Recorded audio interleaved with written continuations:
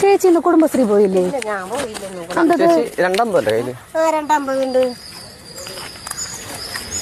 ഒരെണ്ണം മതി, നാളെ തരാട്ടാ.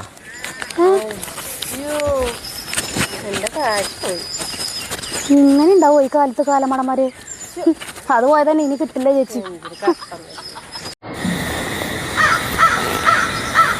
പൂമുഖവാതിൽക്കൽ സ്നേഹം വിടർത്തുന്നു പൂന്തിങ്കളാകുന്നു ഭാര്യ. അതെ ചേട്ടാ, ഞാനൊരു കാര്യം പറയട്ടെ. പറ. ചേട്ടൻ എന്നെ തല്ലരുത്. ഇല്ല ചക്കരെ, നീ കാര്യം പറ. ചേട്ടൻ എന്നെ അടിക്കില്ല എന്ന് വാക്കതായോ? നിന്നെ ഞാൻ അടിക്കുവോ ചക്കരെ? നീ എൻ്റെ അല്ലേ, വാക്ക്. നീ കാര്യം പറ. അത് ഇപ്പോഴെനിക്ക് 3 മാസം. സത്യം? എൻ്റെ ചക്കര കുട്ടി, ഇത്ര നല്ല കാര്യത്തിൽ നിന്നെ ആരെങ്കിലും അടിക്കുവോ? അങ്ങനെയല്ല, ഞാൻ കോളേജിൽ പഠിക്കുന്ന സമയത്തേ ഇതുപോലെ അച്ഛനോട് പറഞ്ഞപ്പോഴേ അച്ഛൻ എന്നെ പട്ടീനെ തല്ലണ പോലെ പൊതിരെ തലങ്ങും വിലങ്ങും തല്ലി.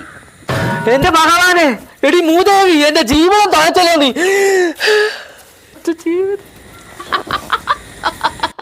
മോനെ, ആരാ ഹോസ്പിറ്റലിൽ അഡ്മിറ്റഡ്? അച്ഛൻ. ചായ എടുക്കട്ടെ? വേണ്ട. ഒരുത്തൻ അപകടം പറ്റി ആസ്പത്രി കിടക്കുമ്പോഴല്ല ചെറ്റവർത്താനം പറയല്, മനസ്സിലായോ? ഇനി ഇത് ആവർത്തിക്കരുത്. ഒരു കപ്പ്.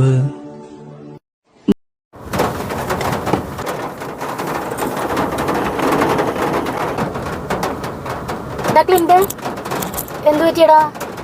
നിനക്കെന്തൊരു ടെൻഷൻ പോലെ?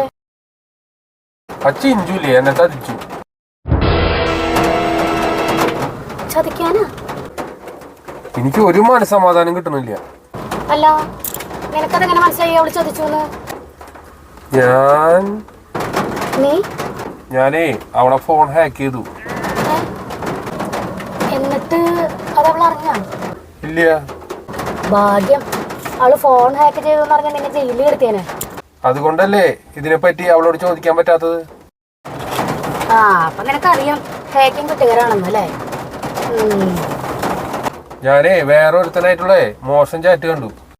നിന്നോട് ഞാൻ അന്നേ പറഞ്ഞതാ അവള് ശരിയില്ലാന്ന്. നീ അത് കേട്ടില്ല, അനുഭവിച്ചോ. അവളെന്നെ ഒരിക്കലും വിട്ടുപോയില്ലെന്ന് ഞാൻ വിചാരിച്ച. അവള് മനസ്സ് മാറി തിരിച്ചു വരുമോ? കോപ്പ് വരും. വേറെ ഒരുത്തനായി അടുപ്പം വെക്കുന്നോളൂ, നിന്റെ അടുത്തേക്ക് വരാതിരിക്കല്ലേ? ഓരോരോ മണ്ടത്തരങ്ങള്. എന്റെ സമാധാനം പോയല്ലോ. നമ്മളെ വിട്ടുപോയാലേ പിന്നെയും തിരിച്ചു വരുന്ന ഉറപ്പുള്ള ആരെങ്കിലും ഉണ്ടോ? ഉണ്ടല്ലോ, കുറച്ച് പേരൊക്കെ ഉണ്ട്. അതാരൊക്കെയാ? പനിയും തലവേദനയും ജലദോഷവും. അവളുടെ ഒരു വളിച്ച കോമഡി. ഇവിടെ മനുഷ്യൻ ടെൻഷൻ അടിച്ച് പണ്ടാറായിരിക്കുമ്പോളാ അവളൊരു